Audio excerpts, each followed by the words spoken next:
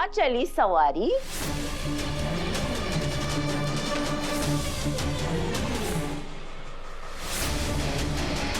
अरे ये क्या कर रही हैं आप सारिका मैडम? ये मैंने देवी हुकुम के लिए बनाया था। तो उसके लिए इतना गला फाड़ने की क्या जरूरत है? हा? आजकल कुछ ज्यादा हिम्मत ना बढ़ रही है तुम्हारी? कमरे में दिव्या से बड़े बड़े डायलॉग बोल रही थी कि हम चंद्रिका सिंह चौहान की बहुएं हैं, परिवार की ताकत, परिवार की ताकत। देव ने भले ही थारे को बीवी मान लिया है, लेकिन इस घर के लिए तू नौकरानी थी, है और हमेशा रहेगी, समझी? एक बात कान खोलकर सुन ले, अब जब भाभी साहब मरने के कगार पर है, तो इस घर की मालकिन कौन हुई? कौन हुई इस घर की मालकिन? मैं, सारिका सिंह चौहान। यो हमारा हुक्म है कि आज थारी छुट्टी। आज पूरा दिन इस कोठी में और भाभी साहब के आसपास खुदकती हुई नजर ना आना, नहीं तो यो मालकिन थारे को कड़ी से कड़ी सजा सुना देगी, समझी? आपको जो सजा देनी आप दीजिए, लेकिन मैं कहीं नहीं जाने वाली। जब तक हमारी देवी हुकुम ने होश नहीं आ जाता, मैं उनके साथ खड़ी रहूंगी। रोक सकती है तो रोक लीजिए।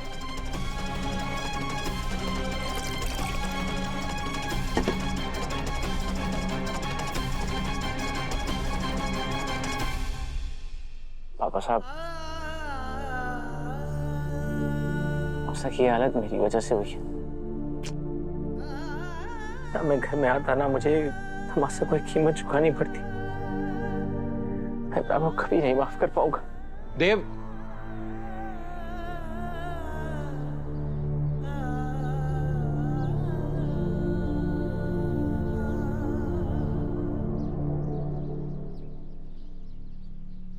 देव सर, जाइए और देवी हुकुम ने अपने हाथों से ही नींबू पानी पिलाई। एक बेटे की मन की गुहार सुनकर कोई मां सुना ना कर सके। देखिएगा, उन्हें तुरंत होश आ जाएगा। आपके मन में उनके लिए जितनी श्रद्धा है, जितनी ग्लानि, जितना प्यार है ना, उन सारी भावनाओं ने इस चम्मच में घोलकर उन्हें पिला दीजिए। हम जो कुछ भी खाते पीते हैं ना, हमारे दिल तक पहुंचे।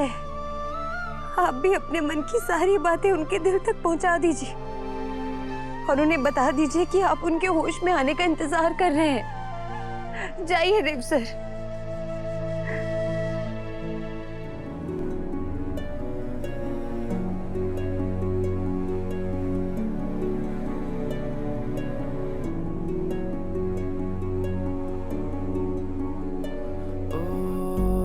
जीना जीना रे उड़ा गुलाल, माई तेरी चुनरिया लहराए। जीना जीना जीना रे उड़ा गुलाल, माई तेरी चुनरिया लहराए। रंग तेरी रीत का, रंग तेरी। एक समय था जब मैं मासा की गोद में सोया करता था, आज मासा मेरी गोद। रंग तेरी प्रीत का, माई तेरी चुनरिया लहराए। जब जब मुझ पे उठा सवाल, माई तेरी चुनरिया लहराए। जीना जीना रे उड़ा गुलाल, माई तेरी चुनरिया लहराई। बित्ते भर की नौकरानी और गज भर की जबान। जी तो कर रहा है कि अभी की जाऊं और उसका गला दबा दूं।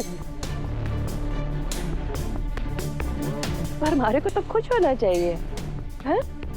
अगर वो नौकरानी ना होती तो भाभी साहब ने सदमा न लगता और भाभी साहब मरने की कगार पर ना होती। भाभी साहब का राम नाम सत होते ही देव और वो नौकरानी वसु दोनों भी ग्लानि और दुख में सब त्याग कर निकल लेवेंगे और दिव्या और अभी उनकी पूंछ बनकर लटक लेवेंगे। और फिर इस राजमहल की रानी सा होंगी मैं, डी सारिका सिंह चौहान।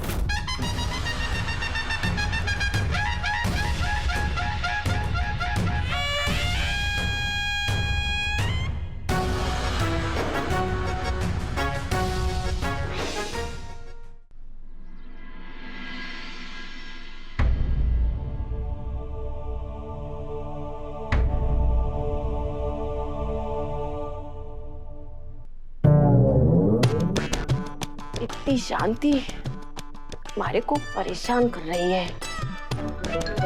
वैसे देव ने इतनी खरी खोटी सुनाई, उसके बाद भी भाभी साहब तक जिंदा कैसे बची है? हाँ, अब राम जैसा छोरा अपने माँ को छोड़ के नौकरानी की साइड ले लेगा तो फिर कोई भी माँ जीते जी मर ही जाएगी ना। भाभी साहब कहीं परलोक तो ना सिधार गई? देखो तो सही, उनकी सांसें अभी भी चल रही है कि ना? भाभी साहब, भाभी साहब, भगवान जी ने आपके साथ बहुत अन्याय किया। आपकी ममता में क्या कमी रह गई भाभी साहब? पहले तो आपके छोरे ने उस नौकरानी के साथ ब्याह कर लिया और अब तो आपकी बात काट कर नौकरानी का पक्ष लिया उसने। भले ही कोई कुछ ना कह रहा, लेकिन सबने पता है कि आपकी यो हालत देव और वसु की वजह से ही हुई है भाभी साहब।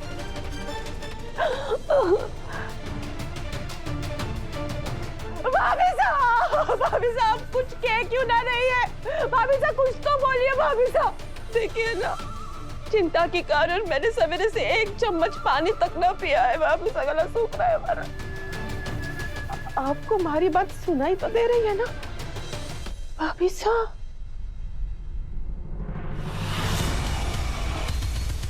काकीजा, ये आप क्या कर रही हैं?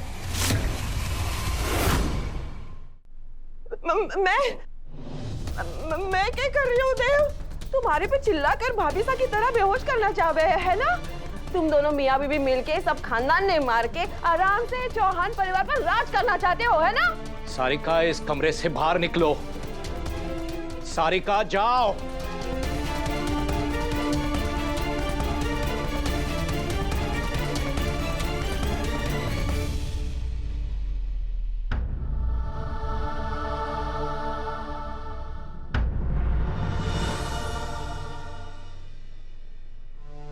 हे माता माई, डॉक्टर साहब ने देवी हुकुम में 4 घंटे की मोहलत दी थी।